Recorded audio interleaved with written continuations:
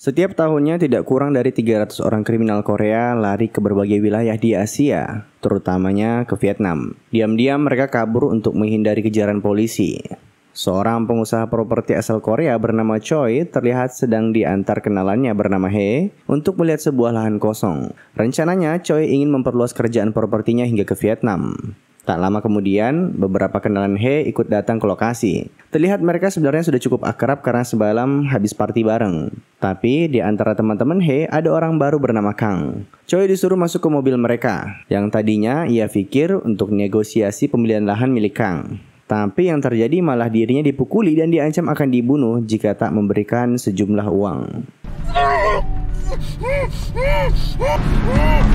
Kita berpindah ke Korea. Sekelompok polisi sedang berusaha menyelamatkan seorang sandera dari penjahat yang kedapatan mencuri. Kapten mereka tak lama datang bernama Jeon. Tapi si kapten ini bukannya maju melawan si penjahat, malah nyari bawahannya yang bernama MacDog. Tak lama kemudian si MacDog ini akhirnya muncul. Dia telat karena habis ikut blind date katanya. Setelah lengkap mereka pun memulai aksinya untuk membebaskan si Sandra. Dua polisi lainnya mencoba menjadi pengalih perhatian, sedangkan MacDog diam-diam menyusup dari belakang. Tapi karena badannya yang besar malah menjatuhkan beberapa barang di toko. Dan akhirnya dibanding buang-buang waktu, MacDog memilih maju menghajar si penjahat dengan tangan kosong. Apa? Saat kembali ke kantor, tiba-tiba si kapten memberikan Max sebuah file di mana berisikan informasi mengenai kejahatan pencurian beberapa waktu lalu. Salah satu penjahatnya ternyata si Hee yang tadi kita lihat di awal film. Menurut kapten, tiba-tiba dia mendapatkan surat tugas untuk menjemput Hee dari kedutaan Korea di Vietnam. Hee dikabarkan menyerahkan diri untuk dibawa pulang ke Korea. Singkat cerita, Mark dan kapten berangkat ke Vietnam. Tapi sesampainya di sana, karena si kapten ini terlalu sok jago bahasa Inggris, yang ada mereka malah ditahan di imigrasi. Untung saja tak lama kemudian, seorang polisi kedutaan Korea bernama Chang Soo datang menjemput keduanya. Tapi MacDog pas dijemput sedikit jengkel sama kapten, karena ngakunya mereka berdua ditahan akibat bahasa Inggris MacDog yang kurang lancar. Belum lagi dia seenaknya nyuruh-nyuruh MacDog buat bawain kopernya. Singkat cerita mereka berdua diajak makan malam di salah satu restoran Korea yang ada di Vietnam. Di restoran kita bisa melihat kalau Vietnam ini nggak kayak Korea. Para kriminal berani menunjukkan eksistensinya karena penegakan hukum yang semrawut. MacDog sempat hampir kehabisan kesabaran melihat preman-preman yang duduk di depannya dan terang-terangan asik transaksi ganja. Untungnya tak lama kemudian dua orang menghampirinya untuk membagikan brosur karaoke plus-plus. Dan salah satunya malah kenalan lama MacDog. Dia bernama Gasolin. Keesokan harinya mereka akhirnya dibawa ke kedubesan Korea untuk bertemu Hee. Tapi sebelum itu Chang Soo menjelaskan kalau kasus Hee ini agak unik karena dia menyerahkan diri secara sukarela dan bukan karena penangkapan. MacDog dan kapten akhirnya mencoba menginterogasi Hee untuk mencari motif kenapa penjahat sekelas undur-undur ini tiba-tiba kok menyerahkan diri ke polisi. Kan aneh ya. Cuman dia nggak mau jujur. Alhasil mau nggak mau mereka harus menggunakan cara lama.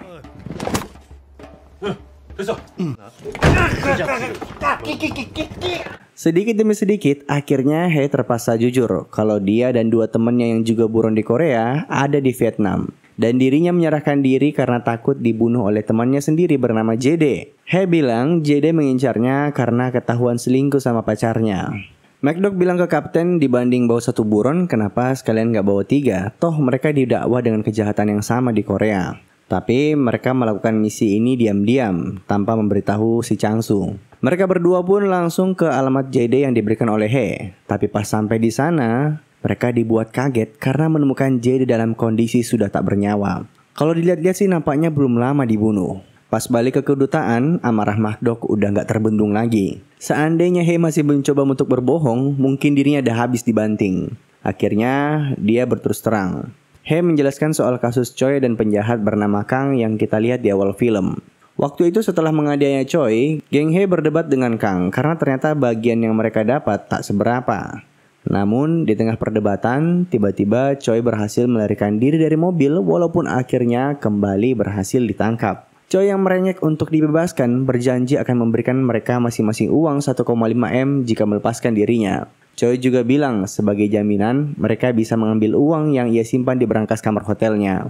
Tapi belum kelar ngomong, Kang datang dari belakang dan menebas Choi dengan machete. Tentu geng He sangat marah karena harusnya bisa dapat duit banyak dari Choi.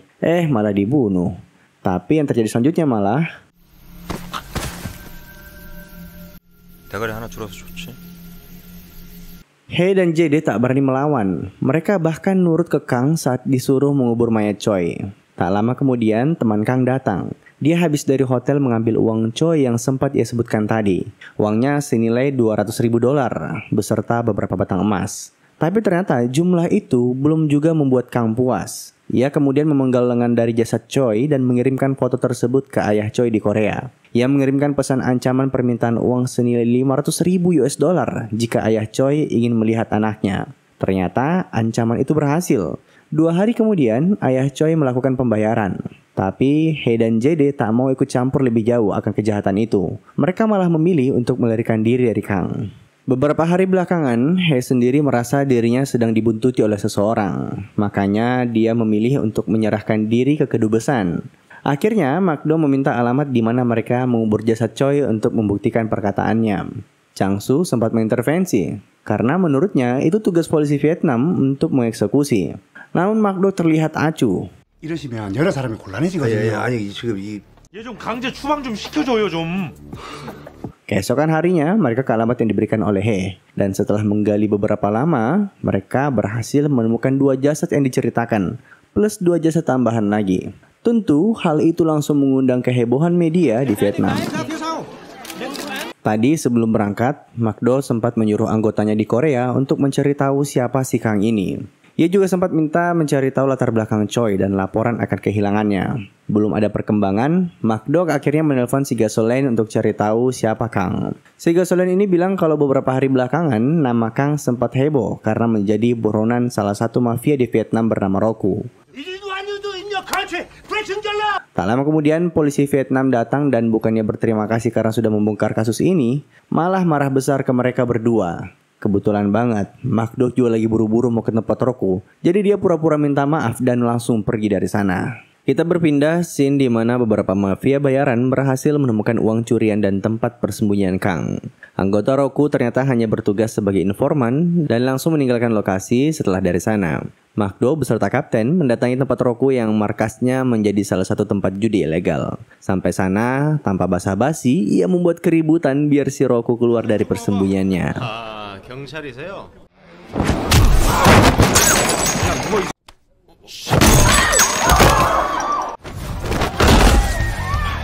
야! 까불고 있어. 다 움직이지 마. 움직이지 말라고 확 죽여버려. 까불지 말고 일로 와 이씨. Makdo tak membuang-buang waktu langsung ke lokasi Kang. Di tengah perjalanan ia mendapatkan telepon dari anggotanya bahwa keluarga Choi tak ada yang melaporkan kehilangan putranya. Dari sana Makdo mempunyai firasat kalau orang tua Choi menyewa mafia tertentu untuk membalaskan dendam putranya. Oh iya, satu info lagi. Ayah Choi adalah salah satu miliuner di Korea. Makanya tak heran kalau dia bisa sampai menyewa mafia sendiri. Kang sendiri yang baru tiba di rusun sudah menduga kalau ada orang yang sudah menerobos masuk kamarnya.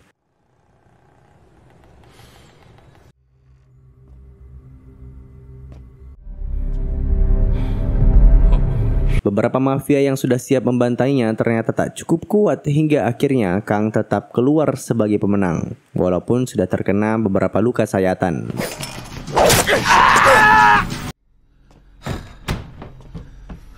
Tak hanya menghabisi mafia kiriman ayah Choi, Kang bahkan menelponnya dan bilang kalau dia akan datang ke sana untuk membunuhnya kalau uang kemarin tak dikembalikan. Setibanya di apartemen Kang, Makdo langsung menduga kalau semua ini akan terjadi. Tapi yang lebih kaget lagi karena tiba-tiba Kang muncul dan berhasil membacok si kapten. Pada akhirnya duel yang kita tunggu-tunggu akhirnya terjadi.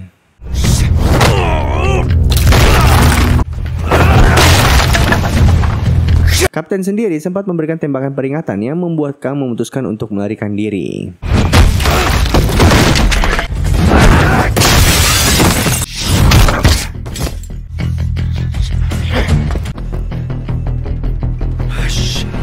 Si kapten alhasil terpaksa harus dirawat di rumah sakit.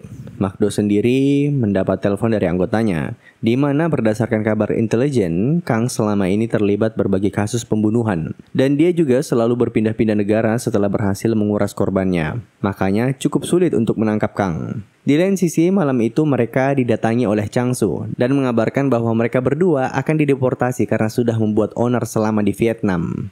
Sebenarnya mereka kekeh untuk tetap di sana sampai Kang ditangkap. Tapi karena tidak ada pilihan lain, McDuck meminta bantuan terakhir ke Changsu, di mana ia harus mengelabui polisi yang berjaga di depan kamar anak buah Kang yang kebetulan dirawat di rumah sakit yang sama. McDuck akhirnya berhasil menyusup dan langsung to the point memberikan ancaman akan membuat anak buah Kang catat permanen jika tak memberitahu di mana dia sekarang. Effective immediately. Singkat cerita, kapten dikerumuni polisi Vietnam untuk memaksanya pulang ke Korea. McDuck langsung datang meredamkan suasana, mengatakan akan patuh akan peraturan yang ada. Loh, si kapten jadi bingung. Kok McDuck tiba-tiba nurut? Orang dari kemarin dia yang paling kekeh gak mau pulang kecuali kasus selesai. Ternyata dia nurut karena Kang memang juga sudah kabur ke Korea berdasarkan informasi temannya tadi. Anyway, sesampainya di Korea, McDuck dijemput anggotanya bernama Gyun. Mereka berdua langsung menuju tempat seorang mantan kriminal yang sampai saat ini masih membuka usaha untuk membantu para imigran gelap memasuki Korea. Orang itu bernama Jang Iso. Terlihat ia mencoba sok berani di depan McDuck walaupun sebenarnya lagi tertekan lahir batin. Orang GoFood makan siangnya aja dimakan McDuck dia nggak berani ngelawan. Setelah menelpon salah satu kerabatnya di pelabuhan, Jang Iso mengatakan ada beberapa imigran yang baru tiba semalam. McDuck langsung menyuruh anggotanya memeriksa seluruh rekaman CCTV di sana. Dan benar saja terlihat ada Kang yang sudah tiba di Korea. Untuk kabur, ia juga berhasil mencuri salah satu mobil di parkiran. Informasi terkait tibanya Kang di Korea ternyata sudah diketahui oleh ayah Choi. Ia langsung memerintahkan bawahannya untuk menyewa mafia baru untuk memburu Kang selama di kota. McDuck dan kapten sendiri saat ini dipanggil oleh Kepala Kepolisian Provinsi atau kita sebut aja Kapolda. Tak tanggung-tanggung mereka berdua dimarahi habis-habisan. Bagaimana tidak, kelakuan anak buahnya ini sampai masuk koran internasional. Namun disinilah cerdasnya mereka berdua. Karena sudah tahu akan dimarahi, mereka menggunakan taktik baru. Di mana McDuck menyampaikan kalau ternyata kasus ini lebih dalam dibanding yang pimpinannya lihat. Mereka menemukan bukti-bukti baru, salah satunya info mengenai ayah Choi yang menyewa mafia untuk menghabisi Kang. Tentu si Kapolda ini jadi tertarik karena hal ini belum diketahui siapapun. Alhasil mereka berdua diberi waktu seminggu untuk menyelesaikan apa yang mereka sudah mulai. Kelar dari sana, McDuck bersama dua anggota lainnya datang ke pemakaman Choi. Di sana mereka bertemu dengan ibu Choi dan bisa kita lihat ada banyak bodyguard yang berjaga di gedung tersebut. Cuman untuk jaga-jaga, McDuck menyuruh dua anggotanya untuk standby karena dia mau ke lokasi di mana akhirnya mobil yang dicuri Kang telah ditemukan. Tapi tetap saja Kang ini lebih lincah dibanding yang kita perkirakan karena dia ternyata sudah berada di rumah duka Choi, bahkan berhasil masuk satu lift dengan ayahnya. Shit!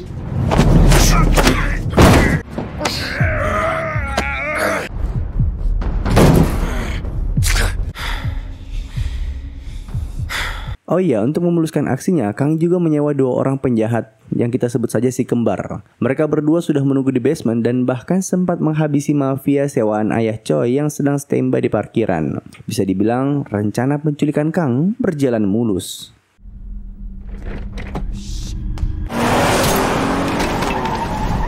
Keesokan harinya, Ibu Choi mendatangi kantor polisi dengan membawa rekaman yang menampilkan Kang sedang menyiksa suaminya. McDuck dan kawan-kawan terlihat cukup kewalahan untuk menangani kasus ini karena tak mendapatkan bantuan tambahan dari pusat.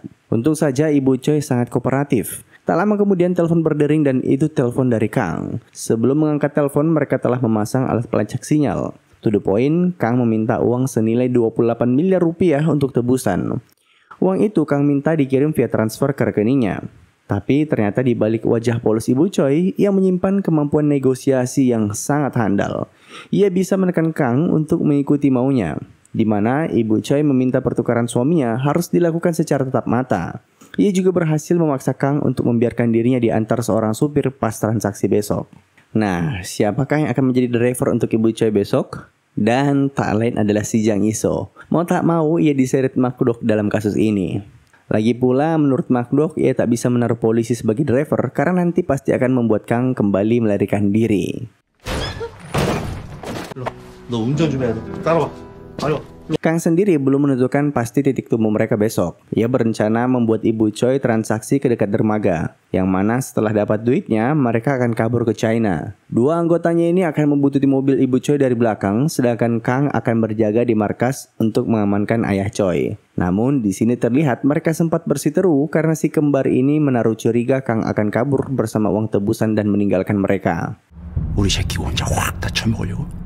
Singkat cerita, keesokan harinya eksekusi dimulai. Ibu Choi keluar dari rumah dengan sebuah koper silver berisikan uang tebusan. Jang Iso terlihat tak berhenti menatap ke bangku belakang. Masih tak percaya ada duit sebanyak itu di dalam mobilnya. Sekali lagi, Kang nampaknya selangkah lebih maju dalam strategi. Karena si kembar ini berhasil membuntuti Ibu Choi sejak keluar dari rumah. Beberapa polisi dikerahkan untuk mengikutinya namun menggunakan penyamaran seperti mobil paket dan sebagainya.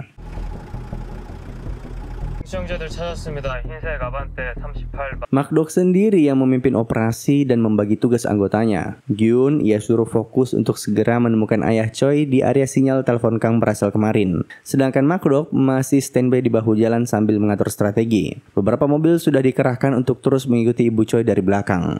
Beberapa waktu kemudian, Kang akhirnya kembali menelpon. Bukannya memberikan alamat pertemuan, Kang malah meminta untuk Ibu Choi melakukan U-turn atau putar balik kendaraan secara mendadak tanpa arah yang jelas.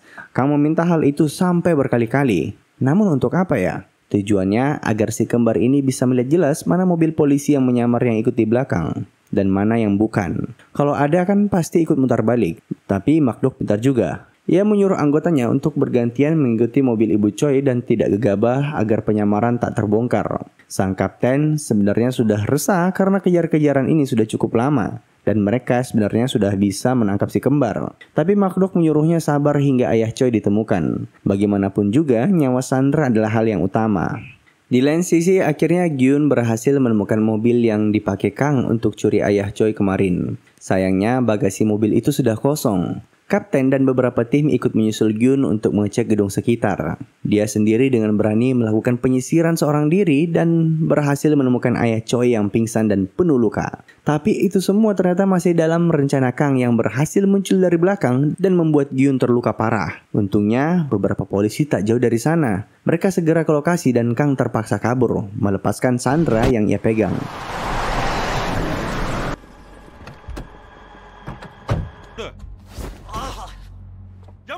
Di tengah jalan, Kang memberitahu si kembar untuk mundur karena rencananya sudah kacau balau. Ia berencana mengatur strategi baru besok hari. Cuman si kembar ini sudah terbutakan oleh uang. Ia menganggap itu cuma akal-akalan Kang buat dapatin semua duit tebusan. Ternyata sampai saat ini si kembar belum juga sadar kalau mereka sedang dibuntuti oleh polisi. MacDog segera mengabari Ibu Choi bahwa suaminya telah selamat. Tak lama kemudian si kembar yang sudah tidak sabar ingin mengambil duit tebusan langsung memotong jalan untuk menghadang mobil Ibu Choi.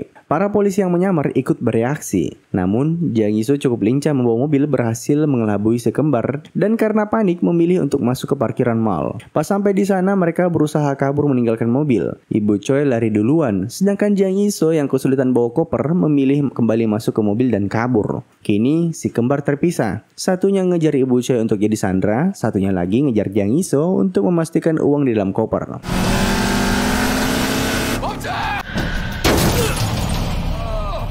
Bukannya berhenti, Jang Iso ternyata memiliki niat buruk dan membawa kabur uangnya. Sedangkan salah satu anggota MacDog berusaha melawan si penjahat yang bangun dari pingsannya.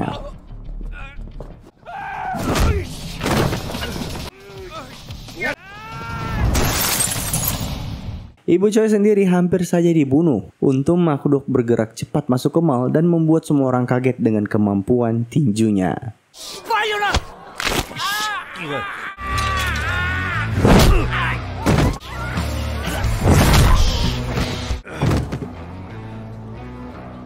Rencana pelarian Jang Iso ternyata tak berjalan mulus karena mobilnya tiba-tiba ditabrak dari belakang oleh Kang. Entah bagaimana Kang bisa tahu posisi Jang Iso, yang jelas ia terlihat sangat ambisius untuk kembali merebut uang 2 juta dolar itu. Untung saja Jang Iso sekali lagi berhasil kabur dengan menaiki taksi di pinggir jalan. 시작하는 거야. Kang yang berhasil kabur kembali ke hotel sempat melihat berita mengenai kasus mereka. Di situ juga tertera mengenai data Jang Iso yang diincar polisi karena membawa kabur uang tebusan. Polisi sudah menduga kalau baik Kang maupun Jang Iso akan kabur menggunakan kapal ilegal ke Cina, makanya pelabuhan diperketat. Jang Iso sudah menelpon kapten kapal kenalannya untuk membawanya ke luar negeri malam itu. Bahkan, ia rela membayar 8 kali lipat. Si kapten kapal ini sepakat dan menyuruh anak buahnya untuk menjemput Jang Iso yang lagi bersembunyi di dermaga. Si kapten kapal yang senang akan dapat duit banyak, tiba-tiba dikagetkan dengan kehadiran Kang. Kecerdasan Kang ternyata masih berlanjut. Ia berhasil menemukan lokasi Jang Iso dari informasi kapten kapal tadi. Ia sudah menduga kalau dia akan lari lewat jalur yang sama. Jang Iso sendiri terlihat sangat ketakutan, sampai-sampai ia akhirnya merelakan koper uang tebusan dan kabur ke arah berlawanan. 더 하자고? 아이, 오지 말라. 오지 말라. Kang tak mau mengambil resiko dengan kabur menggunakan jalur ilegal malam itu, karena pelabuhan sudah dijaga ketat oleh polisi. Ia memilih untuk naik bus umum yang ada di sana. Terlihat Jang Iso memantau dari jauh.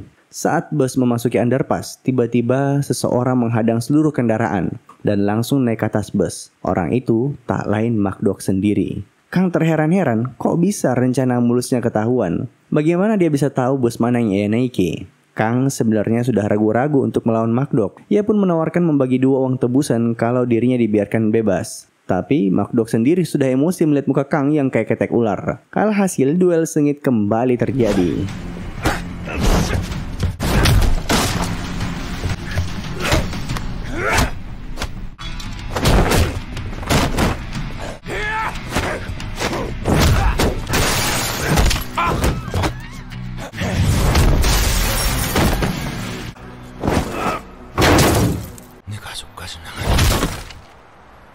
Tak lama kemudian bantuan pun tiba di lokasi. Makdok bukannya membanggakan diri karena berhasil menangkap Kang, malah berusaha menghindar. Karena takut disalahkan dengan kondisi Kang yang sekarat akibat pukulannya. Si kapten sampai panik pas tiba di TKP.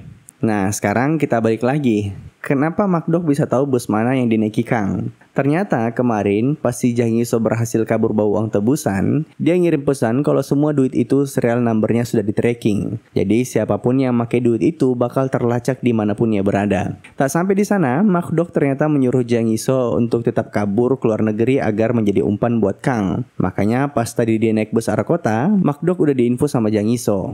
Dia ini terpaksa bekerja sama sebagai tebusan biar dibebaskan dari daftar buronnya.